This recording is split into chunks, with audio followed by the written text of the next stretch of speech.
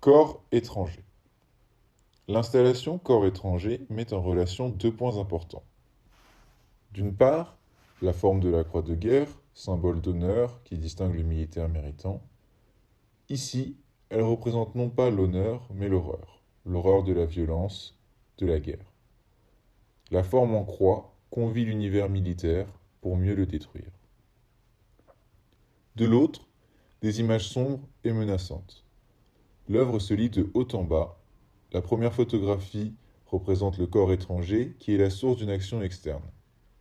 Le corps étranger commet une attaque au couteau, on ne voit pas l'assaillant, uniquement la main et l'arme, ce qui le rend encore plus inconnu.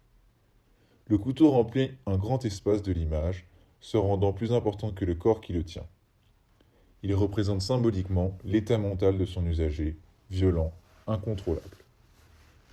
La deuxième image figure un personnage dont tout le corps, y compris le visage, est recouvert par deux tissus différents. Un tissu simple, uni sur la tête, et un tissu à motif qui habille le corps. Un couteau, placé juste au-dessus de son visage, le menace. Ce corps peut appartenir à n'importe qui. Chacun de nous peut se retrouver face à un danger porté par un corps étranger.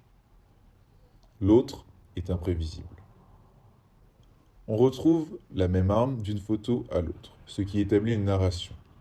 Même si on ne connaît pas l'identité des deux personnages, une relation de victime et d'assaillant s'installe. Corps étranger donne à voir l'intervention étrangère de la violence sur un corps dissimulé et anonyme. La confrontation de ces deux corps distincts, dont le rapport est très inégal, souligne la position si fragile de l'homme, toujours en équilibre.